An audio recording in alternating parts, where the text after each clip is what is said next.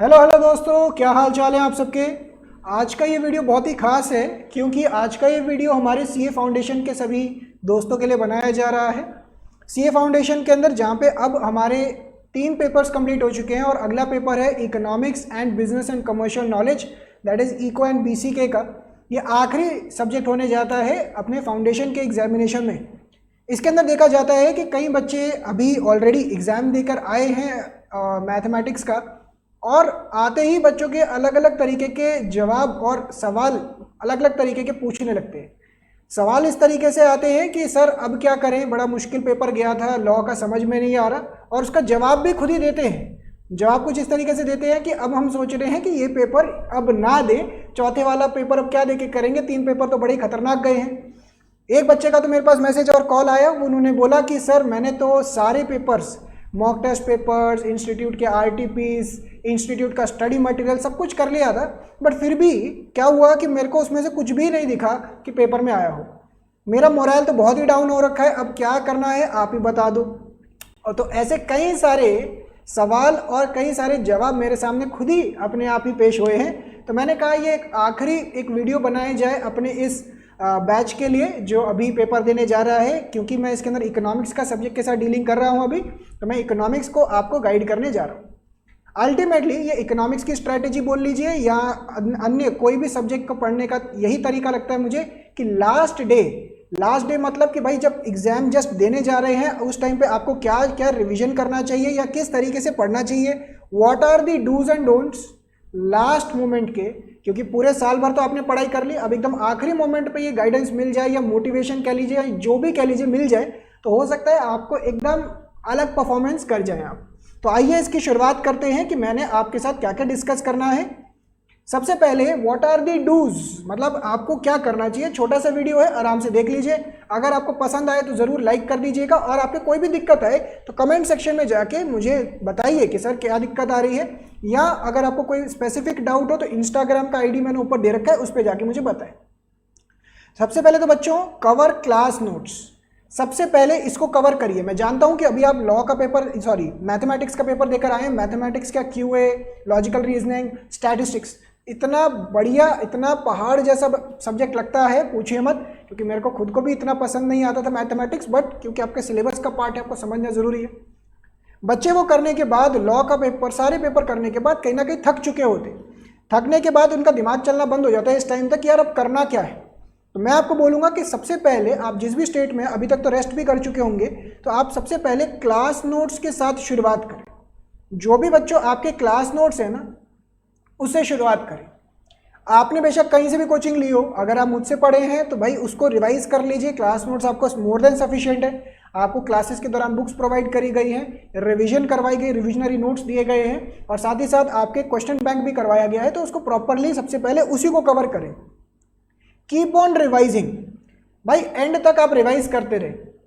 यह नहीं होना चाहिए कि आज रिवाइज कर लिया, बस आज ही एक टारगेट ले लिया कि आज खत्म कर देंगे, कल कुछ नहीं करेंगे। रिवाइज करते रहो, छोटा मोटा थोड़ा थोड़ा करते जाइए, करते जाइए, करते जाइए। यही एक मतलब जिसको कहते हैं ना ब्रह्मास्त्र है आपको पेपर क्लियर करने का। Keep on revising. कुछ नहीं पता कि आज जो आप रिवाइज करके जा रहे हैं कल पेपर में वही आ जाए, तो उसको रिवाइज करते जाए, एंड मोमेंट तक रिवाइज करते चले जाइए, उसको छोड़िएगा मत, कुछ भी रिवाइज करते जाइए।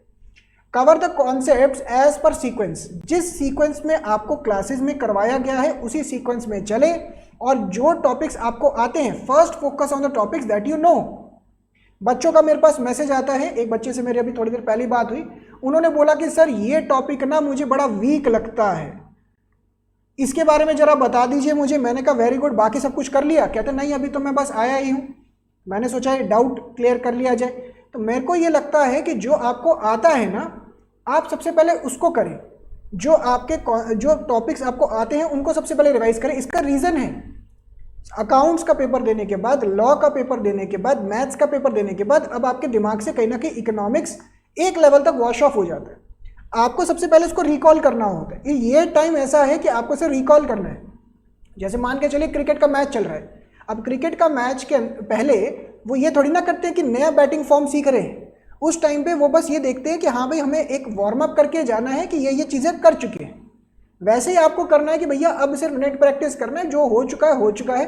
जो जो आपको आता है उस पर फोकस करें, उसको रिवाइज करें, जो नहीं आता है उसको लास्ट के लिए छोड़ दें। लास्ट में छोटा छोटा देख के चले जाइए, जितना हो जाए वेरी गुड, जितना नहीं हो जाए छोड़ दीजिए, ठीक है ना। तो first focus on the topics that you know, sequence वही फॉलो करें जो आपको क्लास में करवाया गया हो या फिर आपके टीचर ने जो आपको बताया गया कि इस सीक्वेंस में चलना है, उस तरीके से फॉलो करें। इसके अलावा मैं ये बोलूँगा कि व्हाट आर दी डोंट्स, आपको क्या नहीं करना है। सबसे पहला पैनिक नहीं करना। बच्चे सबसे पहले मैं ये देखता हूँ कि यार 3 पेपर देने के बाद डिमोरलाइज हो जाते हैं, पैनिक में आ जाते हैं कि यार इस बारी तो पेपर होगा नहीं, छोड़ो क्या करेंगे, अब इकोनॉमिक्स का भी पेपर देके या एक आधा पेपर देते ही पहले तो जोश चढ़ा होता है कि अब तो हम सीए बन के दिखाएंगे, एक पेपर देते ही लगता है यार अब सीए बनेंगे भी क्या, फाउंडेशन नहीं क्लियर हो रहा है। तो ये नहीं करना, पैनिक ना करें, जो हो गया सो हो गया। अल्टीमेटली आप अपनी तैयारी करें, गिव योर बेस्ट शॉट, इसके अलावा कुछ नहीं कर सकते। तो पैनिक क्रिएट ना करें अपने दिमाग के अंदर। Don't think about the last exam, बहुत इंपॉर्टेंट चीज है। मैथ्स का एग्जाम का इफेक्ट कहीं ना कहीं इकोनॉमिक्स के पेपर पे इसी वजह से आता है। इनफैक्ट मैं तो ये बोलूंगा कि जो अभी जून का पेपर होने जा रहा है, इस टाइम पे तो गर्मी भी बहुत होती है, गर्मी अपने पीक पे चल रही है, आधा परफॉर्मेंस तो बच्चों का उस चक्कर में भी खराब हो रहा होगा, पानी डिहाइड्रेशन हो रहा है, वहाँ पे गर्मी में बैठा के पेपर हो रहा है, तो कहीं ना कहीं उसका इफेक्ट भी आ रहा होगा। तो पिछले एग्जाम के बारे में मत सोचें, जो हो गया सो हो गया। अभी जो करना है ना, जो आपके हाथ में है एग्जाम, उसके ऊपर फोकस करें पूरा। Don't think about the paper pattern. जैसे मैंने आपको बताया, बच्चे क्या कहते हैं कि सर पीछे ऐसा आया था, मॉक टेस्ट पेपर में से आ नहीं रहा, तो मॉक टेस्ट पेपर छोड़ के चले जाओ, ये छोड़ के चले जाओ, वो छोड़ के चले जाओ। नहीं, पेपर पैटर्न को कोई प्रिडिक्ट नहीं कर पाए। अगर भाई पेपर पैटर्न ही प्रिडिक्ट करना होता तो हम आपको पढ़ा थोड़ी ना रहे होते। हम आपको कहते हैं ये लो बेटा पेपर पैटर्न है, ये पढ़ के चले जाओ, काम खत्म। ऐसे थोड़ी ना होता है। पेपर पैटर्न आज तक ना कोई प्रिडिक्ट कर पाया है, ना कोई कर पाएगा। एक आधी बारी तुक्का लग जाता है तो लग जाता है, अदरवाइज कोई प्रिडिक्ट नहीं कर पाता है। Don't focus on the topics that you don't know, उसको एकदम लास्ट में करें। मैं ये नहीं कह रहा एकदम छोड़ के चले जाइए, एकदम लास्ट में करें। पहले जो आपको आता है पहले वो, फिर उसको फोकस करें जो आपको नहीं आता। ये मत सोचिएगा हाय हाय हाय हमें तो कुछ आता ही नहीं है, ऐसा हो गया वैसा हो गया, तो इनके ऊपर फोकस ना करें। जो आपको आता है पहले उसके ऊपर फोकस करें, रादर देन जो नहीं आता है उसके ऊपर उसकी चिंता लगा के बैठे। ऐसा नहीं करना है। तो मैं आप सबसे बस इतना ही कहना चाहूँगा कि भाई जो डूज एंड डोंट्स हैं इनको बड़ी ध्यान से फोकस करें। ऐसा नहीं होना चाहिए कि डूज एंड डोंट्स में आप कंफ्यूज हो जाएं।